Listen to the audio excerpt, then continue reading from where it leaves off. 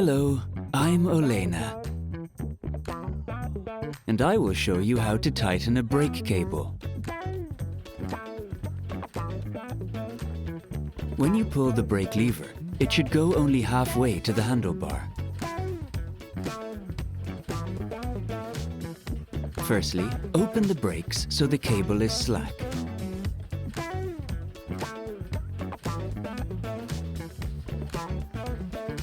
Loosen the bolt, pull more cable through.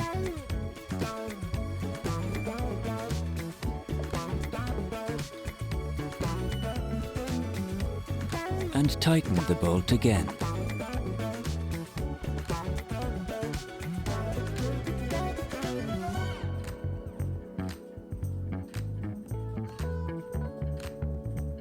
Close the brakes.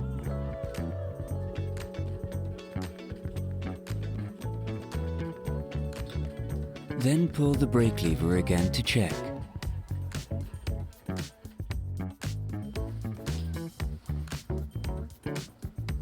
There is an adjuster next to each brake lever.